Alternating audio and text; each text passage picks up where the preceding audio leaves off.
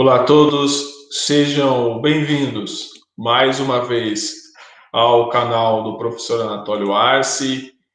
Vamos seguir com a nossa série de vídeo de resolução de questões da prova da Escola Preparatória de Cadetes do Exército, especificamente da disciplina de História. Hoje nós vamos resolver a prova do ano de 2013, certo? No ano de 2013, nós tivemos 11 questões de história. As questões de história vão da questão 33 à questão 44, certo? E sem mais delongas, vamos ler a questão 33. A questão 33, ela traz dois textos que o candidato deve ler com atenção. No texto 1, vai dizer: em 1873, Bismarck instaurou a Liga dos Três Imperadores, da qual faziam parte a Alemanha, recém-unificada, a Áustria-Hungria e a Rússia. Entretanto, as divergências entre a Rússia e a Áustria com relação à região dos Balcãs, disputada pelos dois impérios, ocasionadas pelo fato de a Rússia apoiar as minorias eslavas da região, desejosas de independência, acabou com essa aliança em 1878. Em 1872, o Segundo Reich une-se ao Império Austro-Húngaro e à Itália. Beleza, daí tudo bem. Vamos ler o segundo texto. Vai dizer: somente na última década do século XIX, a França começou a sair do seu isolamento internacional, conseguindo estabelecer um pacto militar com a Rússia em 1894. No início do século XX, também a Inglaterra se aproximou da França, formando uma aliança que fundia os interesses comuns dos dois países no plano internacional. Em 1907, a Rússia se aliou à França e à Inglaterra. Os dois textos descrevem a formação de blocos antecedendo a Primeira Guerra Mundial. Os textos 1 e 2 narram, respectivamente, a formação da... Antes de eu ler as alternativas, é importante contextualizar essas questões, certo? O pré-Primeira Guerra Mundial, que ele está falando aí de como foi a evolução política ou o desenho da conjuntura política que levou à Primeira Guerra Mundial em 1914. O período que vai de 1870 a 1914, 1870, que é quando a França da Comuna ela é derrotada, certo? Se torna um Estado Nacional republicano após a queda da Comuna de Paris, e também a Alemanha ganha a Guerra Franco-Prussiana. Ou seja, intensifica-se a rivalidade entre a Alemanha e França na Europa. Por conta disso, a França se alia à Inglaterra para fazer frente à Alemanha. E a tensão ela vai se dar entre esses países. É importante narrar também que a Alemanha, unificada apenas em 1870, ela foi tarde para a corrida colonial. Ela estava atrás na corrida colonial, na busca por matérias-primas, sobretudo na questão da África. Em 1885, quando ocorre lá o acordo que a historiografia denominou de partilha da África, em que eles partilharam a África entre as potências europeias, a Alemanha ficou com poucos territórios, entendeu? Então gerou um clima de muita tensão entre as potências europeias e de corrida armamentista, certo? Então, o pré-Primeira Guerra Mundial foi um período de muita tensão na Europa. E aí formou-se duas alianças. O que eles estão pedindo? Qual era a aliança? A aliança é formada por Rússia, França e Inglaterra. E qual era a aliança formada por Itália, Alemanha e Império Austro-Húngaro, certo? Qual era essa aliança? Ele está pedindo, não foi a Entente Cordial e não foi a Tríplice Entente, tá bom? O que ele fala que é a seguinte questão: durante a Primeira Guerra Mundial, tinha duas alianças. A Tríplice Aliança, que era formada por Rússia, França e Inglaterra, e a Tríplice Entente, que era formada por Alemanha, Itália e Império Austro-Húngaro. Ou seja, esses dois blocos que eles se formaram antes da Primeira Guerra Mundial, ou seja, eles se formaram ali no final do século XIX, começo do século XX, já foi o bastante para elevar a atenção política e a atenção militar no continente europeu, certo? Então, a resposta correta para essa alternativa, porque ele está pedindo os textos 1 e 2 narram, respectivamente, a formação da Tríplice Aliança e da Tríplice Entente, ou seja, não confunda com Entente Cordiale, tá bom? Porque pode acontecer de você confundir a Tríplice Entente com a Entente Cordiale. Tríplice Aliança, Rússia, França, Inglaterra. Tríplice Entente, Alemanha, Itália e Império Austro-Húngaro, que serão os países em que vão eclodir a Primeira Guerra Mundial, certo? Seguimos para a questão 34. Eu queria só fazer um adendo. Esse ano de 2013, a prova de história não está difícil. A prova de história está bem simples esse ano, comparado com os anos anteriores. A questão 34, ela vai dizer o seguinte, em 1993, no Brasil, anunciou-se um novo plano de estabilização econômica, o Plano Real, que entrou em vigor efetivamente em julho de 1994. O Plano Real foi planejado e implantado no governo do presidente. Essa questão, ela não tem segredo, certo? O presidente da República, quando se implantou o Plano Real, era o senhor Itamar Franco, certo? É a questão C. Por que o avaliador coloca? A historiografia brasileira, por que o avaliador colocou uma questão assim? Para confundir os candidatos. Porque a historiografia brasileira, ela tende a esconder certos personagens históricos importantes na nossa história, mas porque ela não é neutra, ela costuma esconder certos personagens. Isso aconteceu com Alexandre de Gusmão, aconteceu com Rui Barbosa, aconteceu com o Barão do Rio Branco, aconteceu com vários personagens que foram importantes, mas a historiografia preferiu focar em outros. E no momento que o Itamar Franco viveu, ele era vice do Fernando Collor de Mello, e ele assume uma conjuntura extremamente difícil, extremamente problemática, difícil economicamente, porque o Brasil vinha de vários planos econômicos fracassados, certo? Então, o histórico não era bom, o histórico ia contra aquilo que eles estavam fazendo, e o Plano Real foi um plano econômico mais exitoso da história do Brasil, certo? Mas o presidente da República era o Itamar Franco. O Fernando Henrique foi quem colheu os louros do processo, certo? Se elegendo presidente 2 vezes, sendo que no segundo mandato ele comete um estelionato eleitoral violento, certo?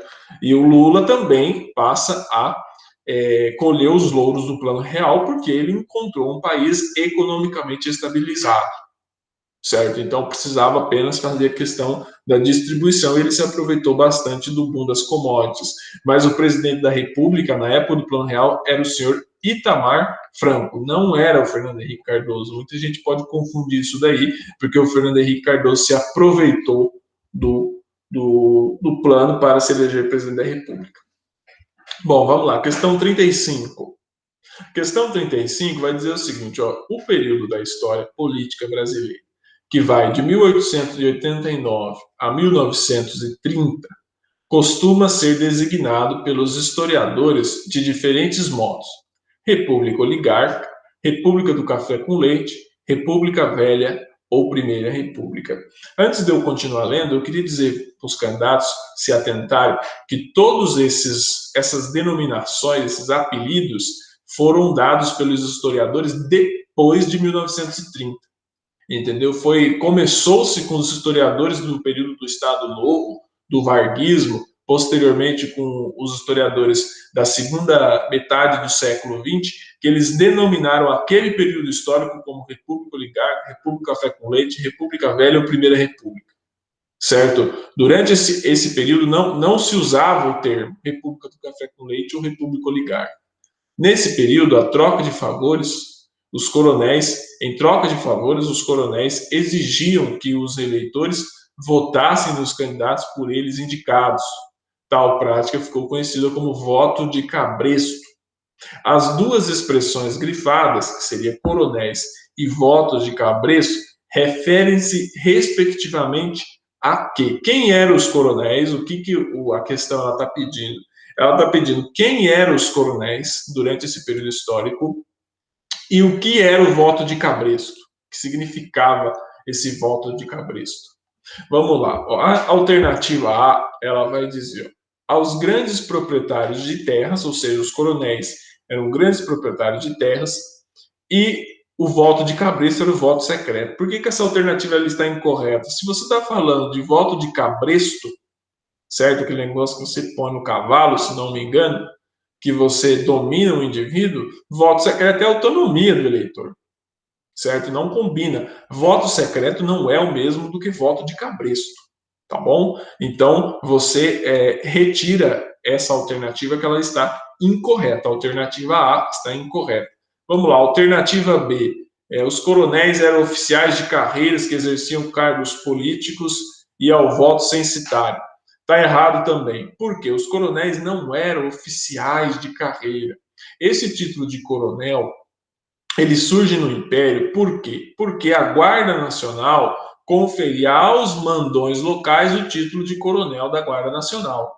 Mas a Guarda Nacional ela foi extinta no governo do Hermes da Fonseca, entre 1910 e 1914, nesse período histórico.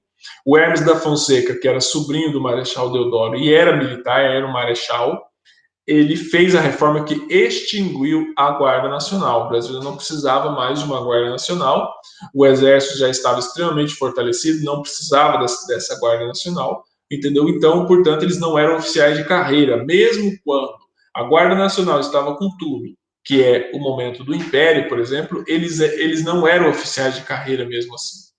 E o voto de cabresto também não é o voto censitário, porque o voto censitário é aquele que existiu durante o Império, na chamada Constituição da Mandioca, em que o indivíduo do sexo masculino, para ele votar, ele precisava comprovar possuir uma certa renda, certo? Voto censitário é voto com base em renda, portanto, essa alternativa ela está incorreta.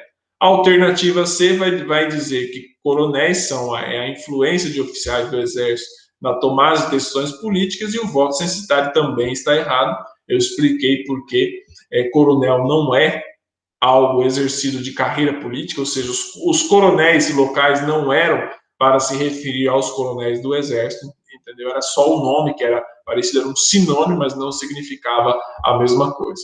Os coronéis, segundo a questão alternativa D, eles eram os grandes proprietários de terras, tá bom? Você chamava os latifundiários de coronéis, coronéis locais, os homens do baraço e do cutelo, certo? E o voto de cabresto é aquele voto dado sob pressão, entendeu? Como é que era o voto de cabresto? O coronel, que era o dono da propriedade, ele levava os seus trabalhadores, as pessoas que estavam sob sua influência, para votarem. E o voto era aberto. O coronel ele enxergava em quem o mandão local enxergava em quem o eleitor ele ia votar, certo? Por isso que era chamado de voto de cabresto, porque você votava, mas estava ali o seu senhor, o seu coronel, olhando para ver se você não vai votar no outro candidato. Era impossível. Se você era subordinado a um coronel, era impossível. Se você votasse no candidato que ele não queria, ele iria descobrir e você iria se ferrar bastante. Portanto, a alternativa certa é a D. Aí ela está errada porque ela fala dos grandes proprietários de terra, até aí está correto, mas fala do voto censitário, que eu já expliquei. Voto censitário não é a mesma coisa que voto de cabresto. Portanto, na 35, a alternativa correta é a letra D. Coronéis eram os grandes proprietários de terras e o voto de cabresto era aquele voto aberto, dado sob pressão. Vamos à questão 36. A questão 36 ela vai trazer o seguinte enunciado, abre aspas, de um livro de história do Boulos Júnior, 2011. O mais duradouro movimento rebelde do Império foi a Revolução Farroupilha, ocorrida no Rio Grande do Sul e em Santa Catarina entre 1835 e 1845. Em 1836, portanto, durante a guerra, após importantes vitórias sobre as tropas legalistas, tropas do Império, no caso, os farroupilhas proclamaram a República Rio-Grandense, certo? Em 1842, Luiz Alves de Lima e Silva, o então Barão de Caxias, elevado à categoria de Duque de Caxias, patrono do Exército Brasileiro, é enviado pelo Império para comandar as forças legalistas. A atuação de Caxias pacificou a região já no ano de 1845. Os gaúchos tomaram um pau de Caxias, para falar o português correto, português claro. Abaixo são listadas algumas medidas que poderiam ser utilizadas para a solução do conflito. O que eles estão pedindo? O que o Caxias propôs para solucionar esse conflito? O Caxias também era um negociador militar muito hábil, certo? Ele também negociava, certo? Vamos lá, alternativa 1. Repressão violenta com prisão e fuzilamento de todos os líderes do movimento Farroupilha. O Brasil, por mais que ele tenha uma história violenta, essas revoltas do Império, quando se davam no interior das oligarquias regionais, porque a maioria dessas disputas durante o período regencial, ela começa na regência e termina no segundo reinado, certo? 5 anos depois da proclamação do golpe da maioridade do Dom Pedro II. Essas revoltas algumas tinham um cunho popular, concordo, mas a maioria delas se deu como uma briga que ocorreu no interior das elites políticas do Império, certo? Então, o fuzilamento era em último caso. Eles prendiam bastante, mas o fuzilamento era em último caso. Então, a alternativa 1, ela pode ser descartada, certo? Ela pode ser descartada. Então, descarta a alternativa 1. A alternativa 2 vai dizer o seguinte: aumento de taxas de importação do charque platino para tornar o similar rio-grandense do Sul mais competitivo no mercado nacional. Uma das propostas feitas para pôr fim ao conflito foi que o charque rio-grandense seria protegido da competição com o charque platino, o charque argentino e uruguaio. Um dos motivos da eclosão da revolta farroupilha, muita gente lembra da questão da liberdade, que a historiografia floreia bastante esse período histórico, sobretudo a historiografia rio-grandense, a historiografia gaúcha, de colocar como a questão da liberdade ou do republicanismo contra um império anacrônico, um império quase que absolutista, entre aspas.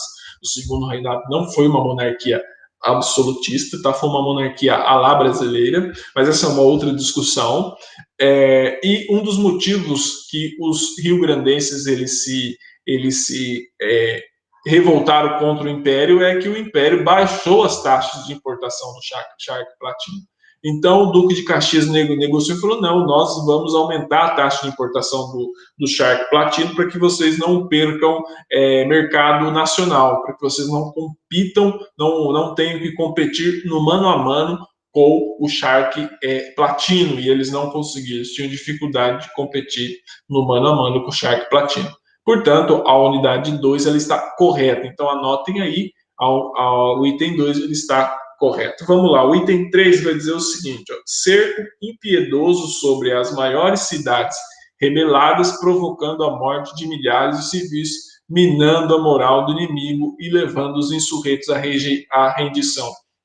As tropas imperiais lutaram em solo considerado inimigo. Os gaúchos conheciam muito mais o terreno rio-grandense e o terreno onde hoje é Rio Grande do Sul e Santa Catarina, muito mais, eles conheciam muito mais do que propriamente a tropa imperial, que vinha de outras regiões do Brasil. Ou seja, não houve um cerco impiedoso, até porque a Guarda Nacional e o Exército Imperial, sobretudo a Guarda Nacional, naquela época não tinha, certo, a habilidade militar suficiente para cercar impiedosamente as principais cidades rebeladas, certo? Então, sabendo disso, o Duque de Caxias ofereceu, de certa forma, alguns pontos para serem negociados com os revoltosos farroupilhas. O quarto ponto era a incorporação ao exército brasileiro de comandantes farroupilhas com os mesmos postos que ocupavam nas tropas rebeldes. Isso foi feito.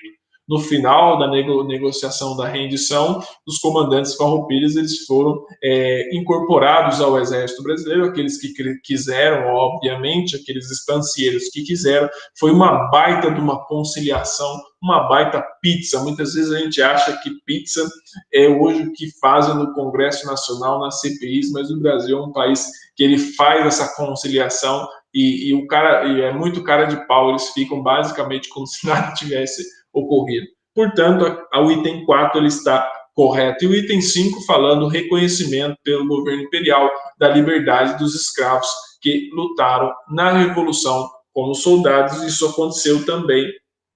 Eles acabaram reconhecendo essa liberdade dos escravos, que na prática também não foi muito ampla, porque muitos escravos que lutaram morreram, certo? Houve um cerco lá em que eles prenderam e mataram muitos negros e indígenas que lutaram ali. É uma coisa meio obscura na história da Revolução Farroupilha, mas enfim. Portanto, para fins dessa questão, as alternativas corretas são a 2, a 4 e a 5. Portanto, a alternativa E está colocando que Caxias propôs apenas as medidas 2, 4 e 5, que é o aumento das taxas de importação do charque platino, a incorporação ao Exército Brasileiro de comandantes farroupilhas e o reconhecimento pelo governo imperial da liberdade dos escravos que lutaram na Revolução como soldados, certo? Portanto, a questão 36, a alternativa correta é a letra E, de escola. Seguimos para a questão 37. A questão 37 vai falar sobre o final da Guerra Fria. No fim da década de 1980, profundas alterações começaram a ocorrer na União Soviética e no seu bloco de aliados. Sobre esse fato, é correto afirmar que, vamos lá, alternativa A, na Tchecoslováquia, as mudanças foram impulsionadas pela criação do Sindicato Livre Solidariedade. Até aqui, essa questão ela está correta, mudanças impulsionadas pela criação do Sindicato Solidariedade. Mas por que essa questão ela está errada? Porque isso não ocorreu na Tchecoslováquia. Isso ocorreu na Polônia, com a figura emblemática do Lech Wałęsa, certo? A esquerda gostou muito dele durante um período histórico. A esquerda não, mas o pessoal da social-democracia gostou muito dele durante um período histórico, certo? Essa alternativa ela está incorreta, certo? Porque esse processo, esse fato não ocorreu na Tchecoslováquia. A alternativa B vai dizer Romênia, o ditador Nicolau Ceausescu e sua esposa foram executados após julgamento sumário. Essa que é a questão correta. Entretanto, você pode fazer por eliminação. Por que você pode fazer por eliminação? Porque além da alternativa A, ela está incorreta, tem como você ver outras alternativas incorretas. Por exemplo, a alternativa C vai dizer o seguinte: a Alemanha Ocidental, pressões populares levaram à substituição de Henrik Honecker. O Henrik Honecker, ele não governou a Alemanha Ocidental, ele era o líder da Alemanha Oriental. Ele foi substituído por conta de pressões populares e de sua incapacidade de manter a solvência da nação oriental, mas ele não governou a Alemanha Ocidental, ele governou a Alemanha Oriental. Então você pode eliminar essa alternativa, certo? A alternativa D você pode também excluir, porque vai dizer Polônia ocorreu em janeiro de 1993 um desmembramento, surgindo 3 repúblicas bálticas. Não foi na Polônia que aconteceu isso daqui, foi na Iugoslávia, certo? Foi na Iugoslávia que ocorreu o desmembramento. Criaram a Iugoslávia, criaram a Croácia, a Bósnia-Herzegovina e mais um outro país lá. Então, não foi na Polônia, foi na Iugoslávia. Então, essa alternativa também está incorreta. E aí vai dizer o seguinte: Iugoslávia, a revolução de veludo realizada por Slobodan Milošević acarretou a pacífica fragmentação do Estado. Não foi pacífica essa fragmentação. Tanto é que o Slobodan Milosevic foi condenado por crimes de guerra no Tribunal de Haia contra o massacre, por conta do massacre contra os kosovares em Kosovo. Portanto, a alternativa aí também está incorreta. Como que você ganha essa questão? Eliminando. Por quê? Porque ele está falando de eventos que não, todos esses eventos estão corretos, mas eles não estão corretos do ponto de vista do local onde eles ocorreram. No caso aqui ocorreu na Polônia, aqui ocorreu na Alemanha Oriental, aqui ocorreu na Iugoslávia e aqui não ocorreu na Iugoslávia, ou seja, aqui não ocorreu de forma pacífica. Isso ocorreu por meio de uma guerra. Portanto, a alternativa correta é a B, que fala da Romênia, de o ditador Nicolau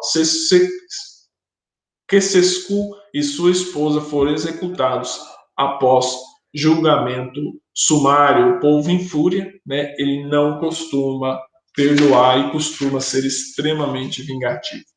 Seguimos, vamos para a resolução da questão 38. Questão 38 vai dizer o seguinte: o feudalismo foi a forma de organização política, social e econômica dominante na Europa Ocidental durante a Idade Média. Certo? Isso é um dado que a questão te deu. Vamos, abaixo estão redigidas algumas afirmações, certo? Você tem que ler essas afirmações e ver quais afirmações elas estão condizentes com o período do feudalismo, e aí você assinala a alternativa correta. Vamos lá. Os servos da gleba viviam sob o domínio dos senhores feudais. Quando você fala em servo, óbvio, os servos viviam sob o domínio dos senhores feudais. Como que estava estruturada a sociedade feudal, que era uma sociedade durante a Idade Média? Você tinha os senhores feudais no topo da hierarquia e você tinha os servos que deviam obediência aos senhores feudais. Portanto, a alternativa 1 ela está correta, certo? Anotem aí, 1 correto. Vamos lá. 2. Declínio das atividades rurais e fortalecimento das atividades comerciais e urbanas. O período da Idade Média ele é um período contrário disso daí. O final da Idade Média, sim, tudo bem, ocorre lá o renascimento comercial, que é um processo lento, tá? Ele não é tão rápido como às vezes pode parecer lendo os livros de história, tá? Mas a Idade Média, ela é marcada, ela é viabilizada, esse período histórico, pelo declínio das cidades e não das atividades rurais. Portanto, a alternativa 2, ela está incorreta, tá bom? A alternativa 3 vai dizer o seguinte: sociedade rigidamente hierarquizada, mas com grande mobilidade entre as classes. É óbvio que ela está equivocada, essa alternativa. Porque se é uma sociedade rigidamente hierarquizada, ela não pode ter mobilização das classes, certo? A Idade Média ela era sim rigidamente hierarquizada, mas com praticamente nenhuma mobilidade entre as classes ou entre os estamentos. Era muito difícil ocorrer alguma mobilidade. Portanto, a alternativa 3 também está incorreta. Vamos lá, alternativa 4. Poder político fragmentado entre senhores feudais e o rei. Correta. Essa alternativa também está incorreta, está correta, melhor dizendo. Anotem aí, a 1 e a 4 até agora elas estão corretas. Por quê? Porque o período medieval ele foi um período em que o poder local esteve extremamente forte, certo? O senhor feudal é o que detinha o poder econômico e o poder político. Ele poderia ser vassalo de um rei, certo? Mas ele tinha muito mais influência sobre os seus domínios do que o rei.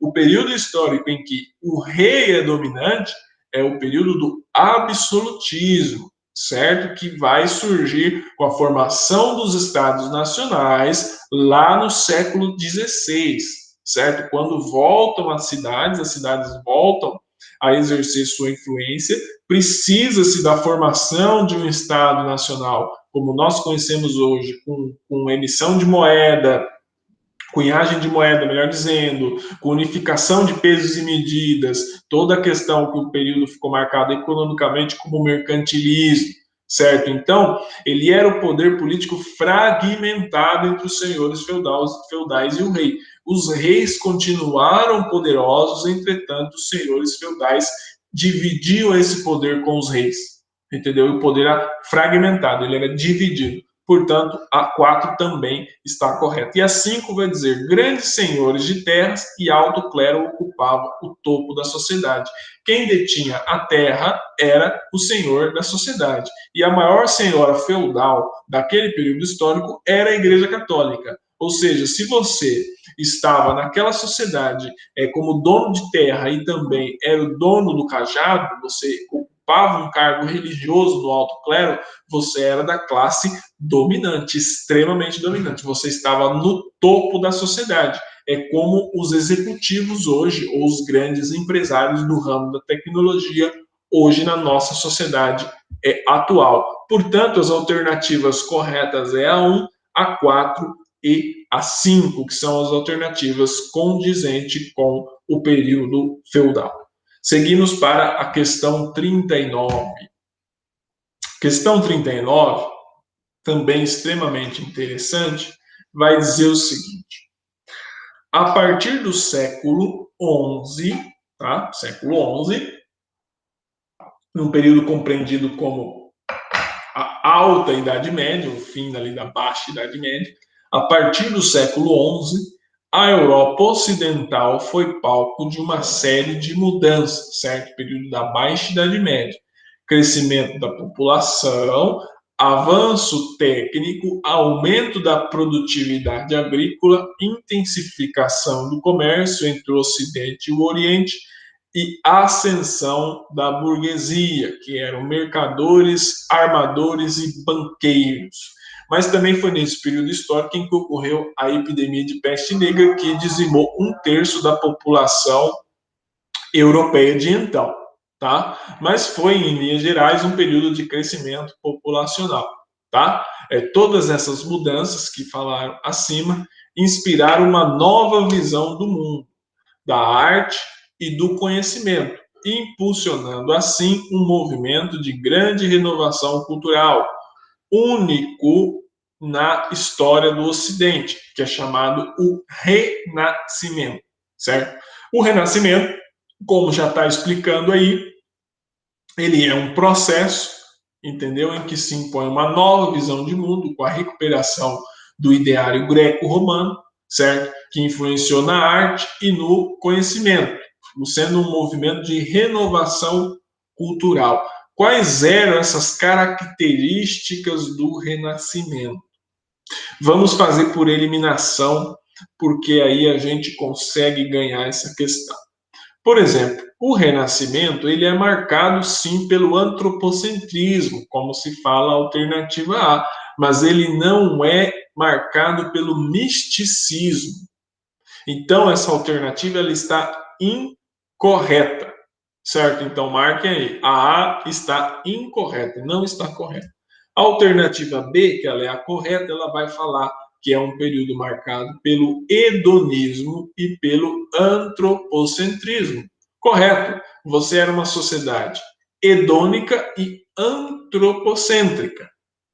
Por que as outras elas estão equivocadas? Por quê? Porque ela fala que é o período do teocentrismo, também não é, esse é o período da Idade Média, mas ele também não é um período de individualismo, porque individualismo é a sociedade mais contemporânea, aquela em que o cidadão ele se sente senhor de si mesmo. Também não é AD, não é teocentrismo, também não é nacionalista. Nacionalismo é um conceito que vai surgir mais tarde, tá bom? Não é misticismo com hedonismo. Portanto, a única alternativa que reúne as duas características é o hedonismo e o antropocentrismo. Tanto é que ocorre o resgate, a recuperação, melhor dizendo, quem resgata é bombeiro, a recuperação do ideário greco-romano na Europa, que havia sofrido muitos reveses durante o milênio que marcou a Idade Média, certo? Portanto, a questão 39, a alternativa correta é a B, hedonismo e antropocentrismo. Vamos à questão 40. Vamos analisar a questão 40. Questão 40 vai dizer o seguinte: durante o governo Vargas, 1930-1945, surgiram no Brasil duas agremiações políticas: a Aliança Nacional Libertador, ANL, e a Ação Integralista Brasileira. Leia as afirmações abaixo. A ANL era de tendência fascista e a ABI de tendência socialista. Tomem cuidado com essa alternativa porque é o contrário, tá bom? A ABI de tendência fascista e a ANL de tendência socialista. Portanto, essa alternativa está incorreta, certo? A alternativa está incorreta. A 1 está incorreta. A 2 vai dizer o seguinte: ambas defendiam a moratória, que seria o não pagamento da dívida externa, a nacionalização das empresas estrangeiras e o combate ao latifúndio. A ANL e a ABI não combinavam em todas essas pautas, certo? Essas pautas combinavam muito mais com a ANL do que com a A e B, certo? Portanto, a alternativa ela está incorreta. A alternativa 2, melhor dizendo, a alternativa 2, a afirmação 2 também está incorreta. A 3 vai dizer o seguinte: o líder da A e B era Plínio Salgado. Plínio Salgado era um integralista, foi o líder dos integralistas. Inclusive, quando ele vai para o exílio durante o período do Estado Novo, porque ele era muito extremista para o Estado Novo, ele vai para o Portugal salazarista. Ele se refugia lá no Portugal salazarista. E para quem não sabe, o Salazar foi presidente de Portugal, certo? De 1926 até sua morte, 1968. E as instituições salazaristas só foram suplantadas em 1974, na Revolução dos Cravos, ou seja, Portugal ficou sobre muito tempo sobre os auspícios do salazarismo. O salazarismo era uma ideologia política de cunho fascista, certo? Por isso que Plínio Salgado se identificou bastante com o salazarismo. A alternativa 4 vai dizer o seguinte, ou seja, anotem aí, a 3 é a única até agora que nós lemos que está correta, certo? Então já dá, por essa eliminação, por essa alternativa já dá para você mais ou menos para você resolver a questão. E a 4 vai dizer o seguinte, argumentando a existência de um plano Cohen, o governo Vargas ordenou a dissolução do Congresso Nacional. O plano Cohen foi justamente isso, certo? Foi um documento, documento forjado pelas Forças Armadas, dizendo que havia uma tendência socialista, uma eminência de um golpe comunista no Brasil. E aí, com base nesse documento forjado, o Vargas utilizou isso como uma justificativa para, em 10 de novembro de 1937, emitir o decreto do Estado Novo, em que ele dissolveu o Congresso Nacional e grande parte das nossas instituições passou-se a governar ditatorialmente. Mas ele não alegou a existência do plano Cohen, ele usou o plano Cohen como uma justificativa para decretar o Estado Novo, certo? Para dissolver o Congresso Nacional. Portanto, essa alternativa também está incorreta, tá bom? A 4 está incorreta.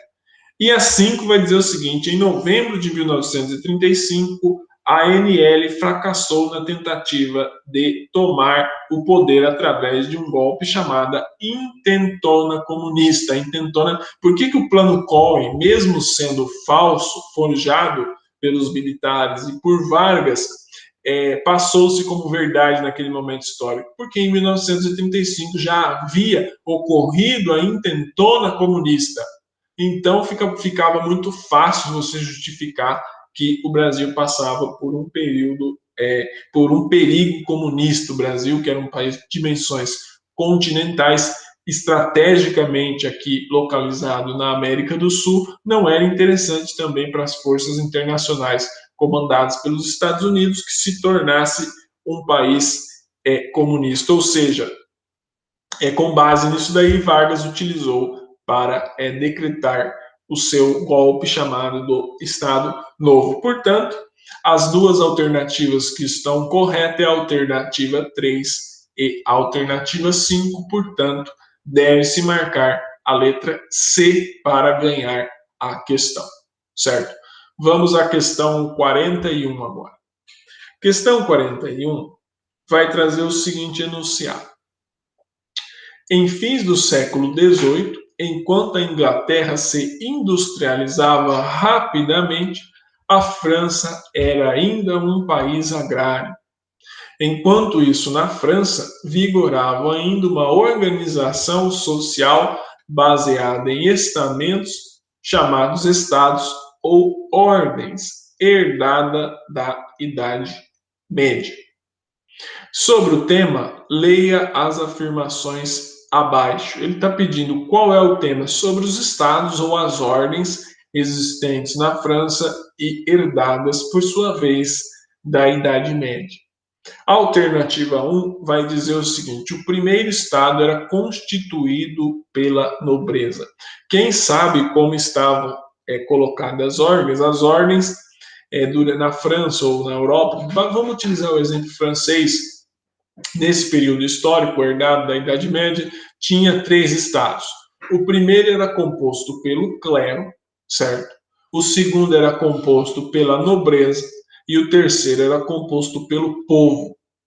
Portanto, sabendo disso, dito isso, a alternativa 1, que ela fala que o primeiro estado era constituído pela nobreza, está errado, porque o primeiro estado era o clero, certo? A alternativa 2 vai dizer o seguinte: o clero estava subdividido em alto clero e baixo clero. Correto. Havia uma diferença dentro do clero, o alto clero, que era composto por bispos, arcebispos e cardeais, e o baixo clero, que era composto por padres, frades e abades, que era o pessoal que era a ralé do clero, que era o pessoal mais baixo. Tanto é que quem não tinha título de nobreza, quando se tornava um padre, tinha muita dificuldade de se tornar um bispo. Para você se tornar um bispo, você tinha que ter um título de nobreza. Você passava do segundo estado para o primeiro estado. Passado do terceiro estado para o primeiro estado era praticamente impossível. Anotem aí, portanto, a 2 ela está correta, tá? A 3 vai dizer o seguinte: o terceiro estado lutava pela abolição dos privilégios e por igualdade de tratamento em relação à nobreza e o clero. O terceiro estado era composto pela burguesia e pelo povo, certo? Dentro do terceiro estado tinha aquelas pessoas que eram muito ricas e aquelas pessoas que eram pobres de maré de si. E esses ricos, dentro do primeiro estado, para eles não era interessante a manutenção dessas ordens herdadas na Idade Média. Por isso que eles lutavam pela abolição desses privilégios, fizeram inclusive uma revolução para abolir esses privilégios. Eu estou me referindo à Revolução Francesa. A grande vencedora desse processo revolucionário foi a burguesia, certo? Portanto, é correto, o terceiro estado ele lutava pela abolição dos privilégios e por igualdade de tratamento em relação à nobreza e ao clero. O indivíduo que era um burguês pertencia ao terceiro estado, ele queria ascender os cargos públicos que estavam na mão da nobreza e do clero, ele não podia. Às vezes ele tinha dinheiro, mas ele não tinha a linhagem. A linhagem era algo de família pertencente a um título de nobreza que na França era muito difícil de conquistar, diferente de outras realidades que concederam títulos de nobreza para pessoas pertencentes à burguesia. A Inglaterra foi um exemplo disso, razão pela qual apontam alguns historiadores que os ingleses conseguiram manter a monarquia e a França não conseguiu. Isso também é uma discussão para outro momento, certo? Portanto, a alternativa 2 e a alternativa 3, elas estão correta, já anotem aí. A alternativa 4 vai dizer o seguinte: os sans-culottes eram os pobres que não tinham os privilégios da nobreza. Aqueles que não tinham os privilégios da nobreza e eram pobres, tá? Os ricos, aqueles que não tinham o privilégio da nobreza e eram ricos, eram chamados de burgueses, certo? Comerciantes, banqueiros. E aqueles que eram pobres eram chamados de sans-culottes, aqueles que não tinham praticamente nem roupa, certo? Eles eram pobres mesmo. Portanto, a alternativa 4 está correta. E a alternativa 5 vai dizer o seguinte: a Assembleia Nacional era composta por representantes dos 3 estados que possuíam igualdade de votos. Realmente, a Assembleia Nacional era composta por representantes dos 3 estados, mas eles não possuíam igualdade de votos, certo? Eles não possuíam igualdade de votos, razão pela qual a Revolução Francesa foi feita para mudar essa estrutura. Portanto, sobre o tema, que seriam as 3 ordens, as questões corretas é a 2, a 3 e a 4. O indivíduo, para ganhar a questão, ele precisa assinalar a alternativa B. Portanto, 41 é a alternativa B. A questão 42, ela vai dizer o seguinte: o século XVIII registrou profundas transformações na maneira de governar de diversos dirigentes. Vamos analisar aí os travessões. Frederico II da Prússia aboliu as torturas aplicadas aos presos em seu país, e incentivou as letras, as artes e as ciências, e dirigiu pessoalmente a reforma de Berlim, capital da Prússia na época.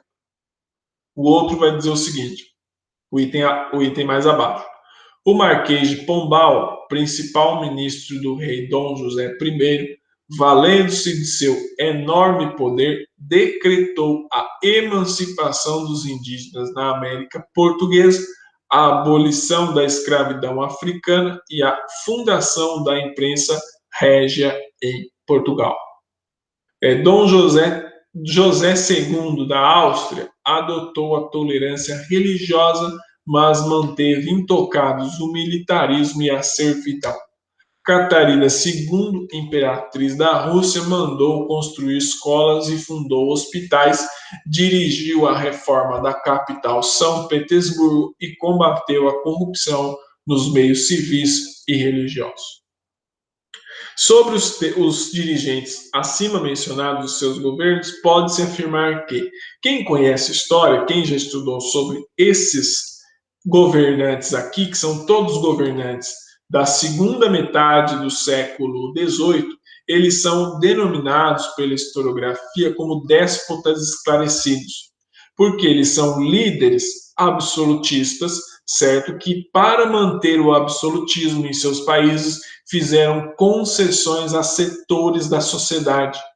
Eram líderes autoritários absolutos, eram monarquias extremamente retrógradas, mas eles fizeram mudanças em seus períodos, em seus respectivos reinos, com o propósito de manter o poder e evitar que acontecesse ou que se repetisse o que estava acontecendo na França na segunda metade do século XVIII, para evitar que ocorresse também uma revolução francesa em seus respectivos países, ou uma revolução que ocorresse em seus respectivos países. Todos eles conseguiram, enquanto estavam vivos, evitar isso daí, tá bom? Mas com Napoleão, eles não conseguiram evitar. Mas essa é uma outra história. Sobre os dirigentes acima mencionados, seus governos, pode-se afirmar que todos foram provavelmente inspirados pelos ideais iluministas, e o tipo de governo adotado por eles foi chamado pelos historiadores do século XIX de despotismo esclarecido, certo? Eu acabei de responder a questão para vocês. A partir dessa minha explicação, vocês podem ler a alternativa A e perceber que essa que é a correta. Por que as outras alternativas estão incorretas? Vamos lá. Ele fala o seguinte: somente Frederico e Catarina II foram inspirados por ideias iluministas e o tipo de governo adotado por eles foi chamado de socialismo. completamente errado. Não foi apenas os dois que foram inspirados pelos ideais iluministas, e o governo deles era o despotismo esclarecido, não era o socialismo. A C vai dizer o seguinte: todos foram provavelmente inspirados pelo filósofo Jean-Jacques Rousseau, e o tipo de governo adotado por eles foi chamado de democracia. Impossível ser uma democracia. Rousseau era republicano e todos esses eram monarquistas. Óbvio, eles não iam contra a monarquia, não ia contra um sistema que lhes beneficiava. Portanto, a alternativa C está incorreta também. A alternativa D vai dizer Frederico II e o Marquês de Pombal militarizaram seus países e adotaram governos comunistas. Não adotaram governos comunistas, não existiu comunismo nesses respectivos países. Desconsidere essa questão.